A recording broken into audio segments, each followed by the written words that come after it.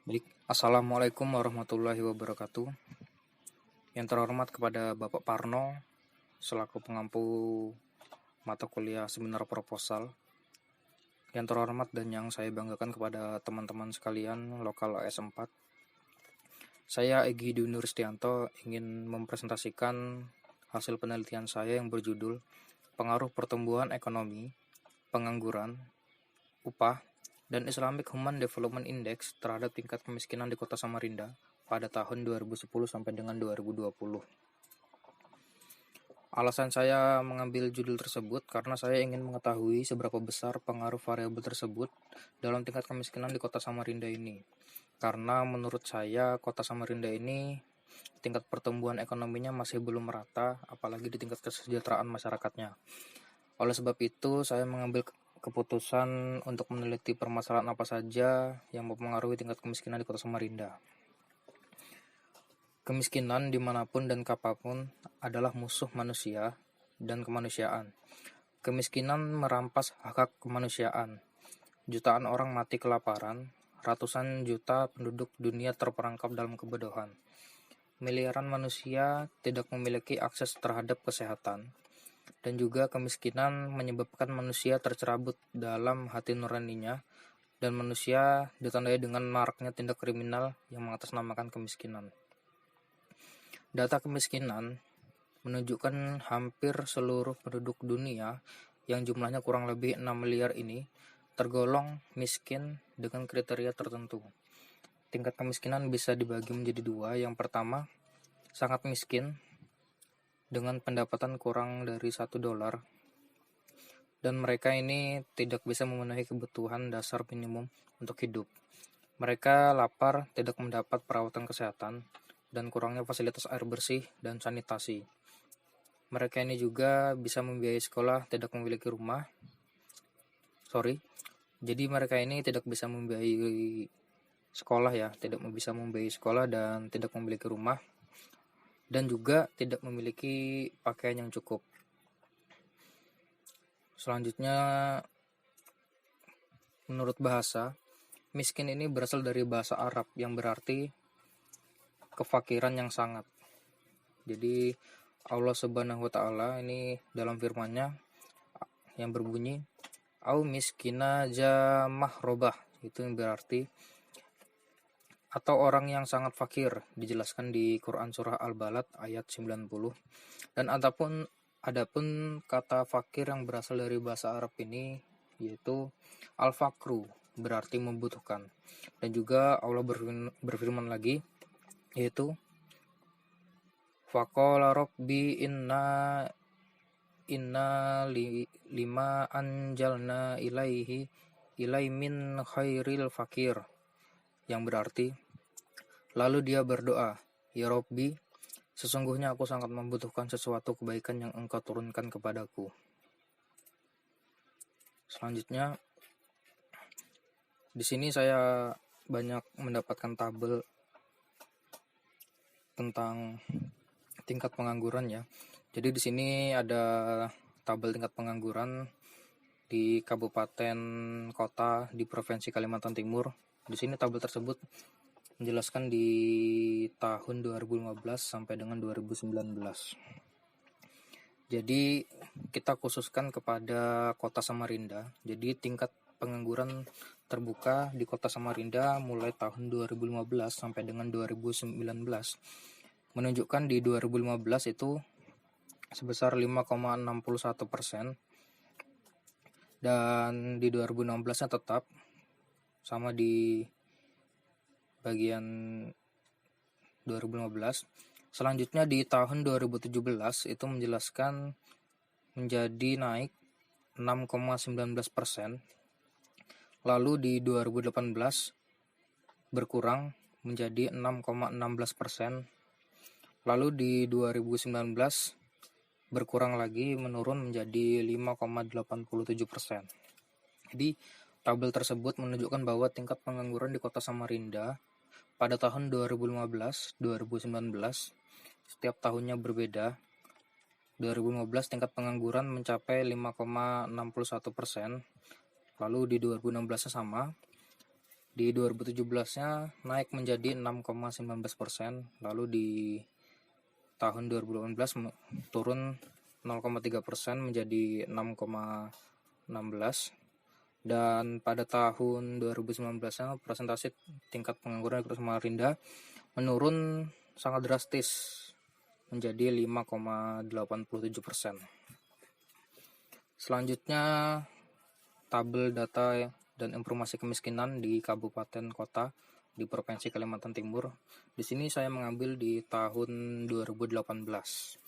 Jadi kita fokuskan ke Samarinda.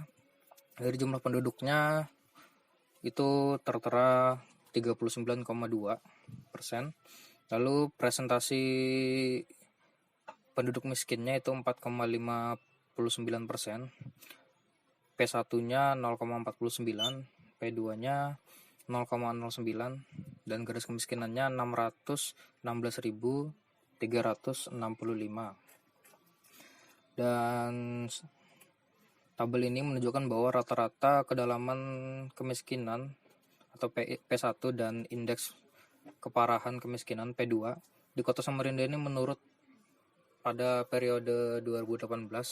Penurunan indeks ini kedalaman kemiskinan P1 itu mengindikasikan bahwa jarak antara pengeluaran penduduk miskin cenderung mendekati garis kemiskinan, sedangkan penurunan indeks keparahan kemiskinan P2 mengidentifikasikan bahwa ketimpangan distribusi pengeluaran semakin kecil atau membaik. Selanjutnya di sini saya akan menampilkan tabel jumlah upah minimum Kalimantan Timur itu pada tahun 2019 dan 2020. Jadi di tahun 2019 Gubernur Kaltim telah mengeluarkan SK nomor 561/K titik 583/2019. Jadi SK ini berhubungan untuk menaikkan tingkat UMK Kalimantan Timur. Jadi di sini dijelaskan bahwasanya di tahun 2019 UMK Kalimantan Timur ini sebesar 2.747.560, dan di 2020-nya ini sebesar 2.981.378 rupiah. Jadi dari antara 2019 dan 2020 ini naik sekitar 8,51%. Dan kita lihat di sini bermacam kabupaten dan suku, diulang kabupaten dan kota. Jadi hanya ada 3 kabupaten dan kota yang berbeda dengan kabupaten lainnya atau berbeda dengan standar UMK di Kalimantan Timur, yaitu yang pertama Kabupaten Pasir sebesar 3,25.172 rupiah, dan di Kota Balikpapan sebesar 3.069.315 rupiah, dan di Kabupaten Berau itu sebesar 3.386.593 rupiah. Jadi di antara 3 kota dan kabupaten tersebut ini berbeda dengan kota-kota lainnya. Selanjutnya di sini ada tabel indeks pembangunan manusia atau IPM pada tahun 2010 sampai dengan 2018. Jadi kita lihat di sini ada dari tahun 2010 sampai 2017. Di sini menerangkan bahwa indikatornya tentang umur harapan hidup, terus harapan lama sekolahnya kita bisa lihat di sini, ini khusus di Samarinda. Rata-rata lama sekolah dan pengeluaran per kapita yang disesuaikan. Jadi IPM-nya ini sudah ditentukan per masing-masing tahun. Jadi dari 2010 sampai dengan 2017 sudah tertera di sini. Untuk 2010-nya IPM-nya 75,85%. Di 2011 77,05%. Di 2012 77,34%. 2013 77,84%. 2014 78,39%. Selanjutnya di 2015 78,69%. Di 2016 78,91%, dan terakhir di 2017 79,46%. Jadi data dan hasil analisis secara konvensional, sedangkan masyarakat di Kota Samarinda ini mayoritas beragama Islam, ditunjukkan dengan angka statistik penduduk di Kota Samarinda yang memeluk agama Islam yaitu berjumlah 3.131.630 orang dari total keseluruhan penduduk Kota Samarinda kurang lebih 3.725.279.000 orang. Jadi itu data yang saya peroleh dari BPS Kota Samarinda itu pada tahun 2010 sampai dengan 2018.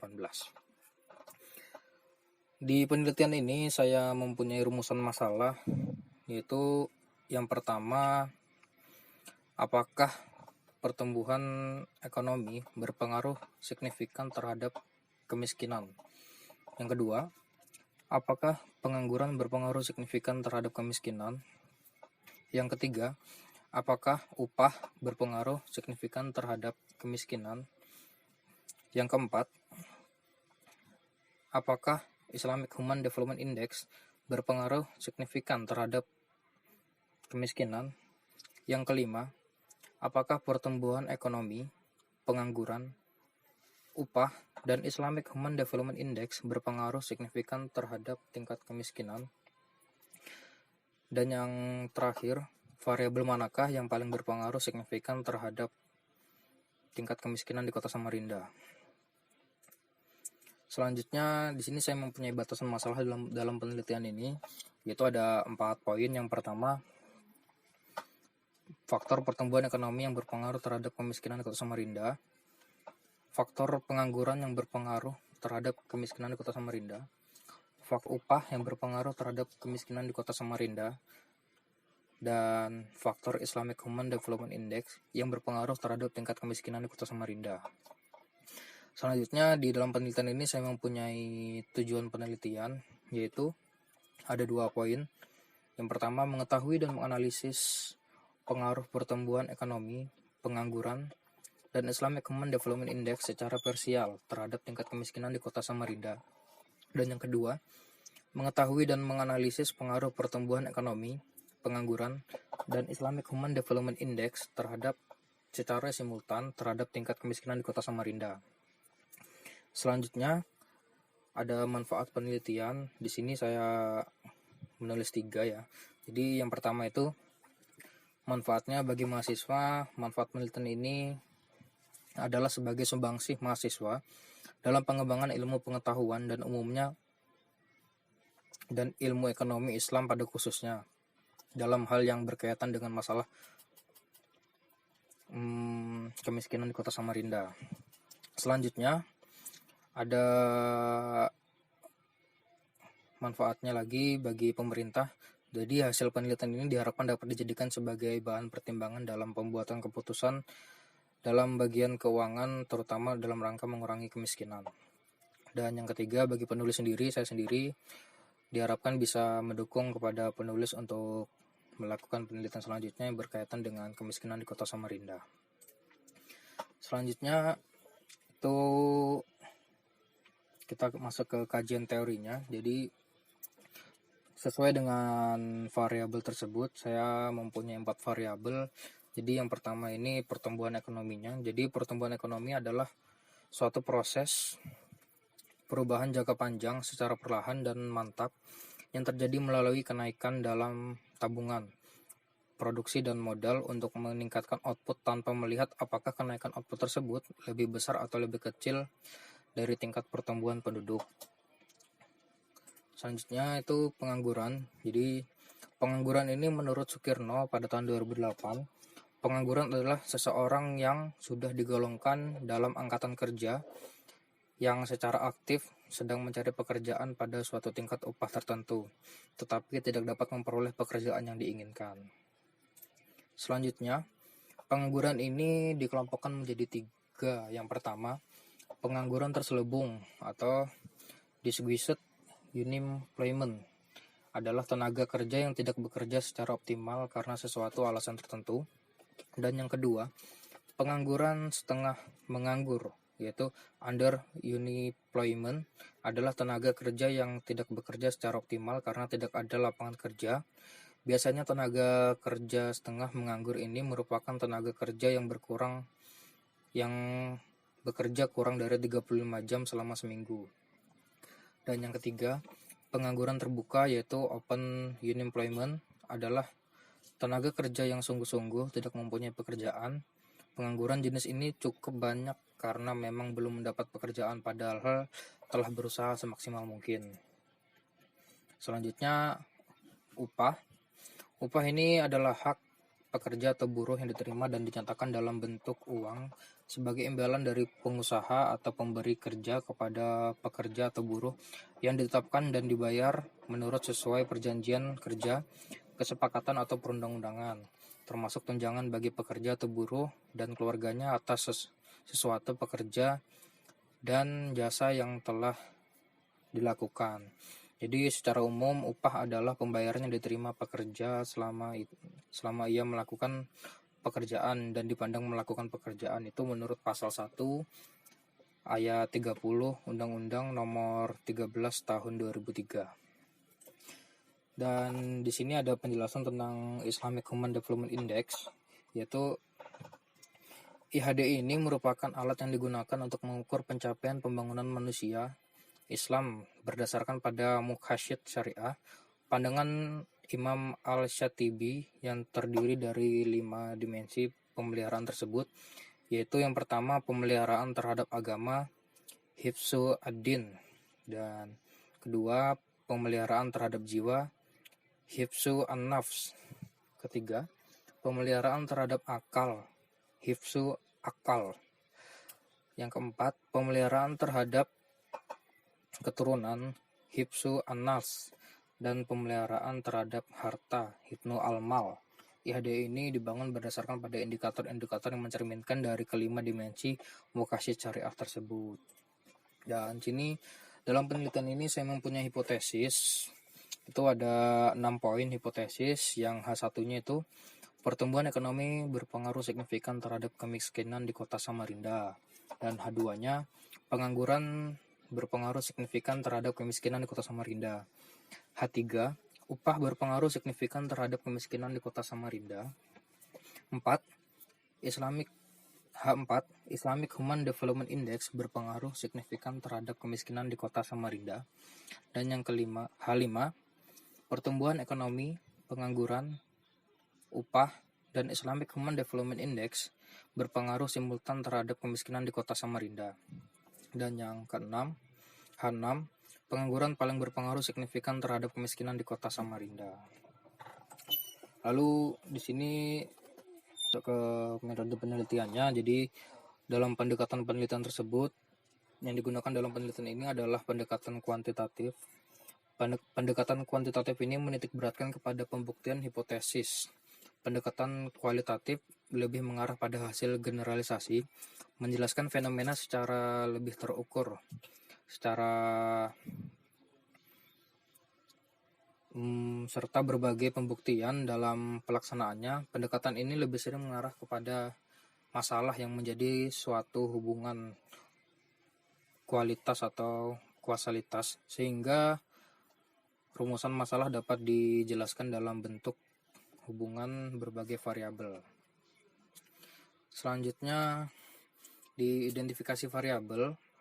Jadi sini ada 2 poin identifikasinya. Yang pertama variabel tergantung, yaitu dependent. Dependent ini yaitu tingkat kemiskinan di kota Samarinda. Dan yang kedua variabel bebas independen, terdiri dari variabel pertumbuhan ekonomi, pengangguran, upah, dan IHDI di kota Samarinda. Selanjutnya di sini ada definisi operasional. Dalam metode tersebut, variabel yang digunakan dalam penelitian ini sebagai berikut. Yang pertama, tingkat kemiskinan adalah perbandingan jumlah penduduk di bawah garis kemiskinan terhadap jumlah total penduduk di kota Samarinda. Variabel kemiskinan yang disajikan adalah presentasi penduduk miskin di kota Samarinda tahun 2010 sampai dengan 2020 berdasarkan Headcount Index atau HCI dalam satuan persentase. Data ini diperoleh dari BPS Kota Samarinda atau Badan Pusat Statistik Kota Samarinda. Yang kedua, pertumbuhan ekonomi. Tingkat pertumbuhan ekonomi dinyatakan sebagai perubahan PDRB atas dasar konstan. Pertumbuhan ekonomi dalam penelitian ini dihitung berdasarkan pertumbuhan PDB atas dasar harga konstan di Kota Samarinda. Jenis data adalah data tahunan diambil sesuai dengan periode penelitian tahun 2010-2020 dengan satuan persen. Data diambil dari BPS Kota Samarinda. Selanjutnya, upah adalah hak pekerja atau buruh yang diterima dan dinyatakan dalam bentuk uang sebagai imbalan dari pengusaha atau pemberi kerja kepada pekerja yang ditetapkan dan dibayarkan menurut sesuai perjanjian kerja, kesepakatan atau perundang-undangan, termasuk tunjangan pekerja yang tunjangan bagi pekerja dan keluarganya atau suatu pekerja jasa yang telah atau dilakukan. Di variabel upah ini disajikan dalam bentuk tabel yang menunjukkan upah minimum kabupaten provinsi Kalimantan Timur pada tahun 2019 sampai dengan 2020. Data tersebut diambil di website ini http://gajimu.com/garmen/gaji pekerja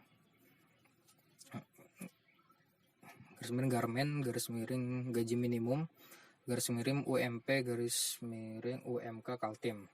Dan yang terakhir IHDI. IHDI didefinisikan sebagai Angka Islamic Human Development Index di wilayah Kota Samarinda. Jenis data ini data tahunan dan diambil sesuai dengan periode penelitian tahun 2010 sampai dengan 2020. Lalu dalam metode penelitian ini jenis dan sumber datanya itu adalah data tim series dari data tahun 2010 sampai dengan 2020 di Kota Samarinda. Jenis data yang digunakan pada penelitian ini merupakan data sekunder berupa data angka-angka dan data yang tidak berbentuk angka-angka yang tidak dapat dihitung, namun berupa penjelasan mengenai konsep yang dikumpulkan oleh pihak lain yang terkait. Sehingga pada penelitian ini observasi ke objek penelitian tapi tidak menyebarkan kuesioner secara langsung, melainkan melalui studi literatur. Selanjutnya, di sini ada teknis metode penelitian. Jadi, model analisis yang saya gunakan untuk menjawab rumusan masalah tersebut yaitu dengan menggunakan metode regresi linear berganda dengan menggunakan data tim series. Yaitu penelitian ini menggunakan teknik analisis regresi berganda karena variabel bebas yang digunakan lebih dari satu. Dari teknik analisis ini, berdasarkan model yang digunakan, maka estimasi parameter dan model dapat diperoleh melalui data OLS atau Ordinary Least Square. Jadi, data yang saya gunakan ini, teknik analisisnya ini, yaitu dengan metode regresi linear berganda. Jadi, mungkin itu saja yang bisa saya sampaikan atas pemaparan atau presentasi dari penelitian saya ini. Saya harap mungkin teman-teman dan khususnya kepada Bapak Parno selaku pengampu di mata kuliah seminar proposal ini dapat memberikan koreksi terhadap proposal penelitian ini jika mungkin ada kekurangan atau kesalahannya dalam penulisan tersebut atau dalam penyusunan proposal ini. Saya minta dukungannya dan motivasinya terhadap teman-teman semua. Bila ada kekurangan terhadap saya atau tingkah laku dari tata cara bicara saya minta maaf. Sekali lagi, mungkin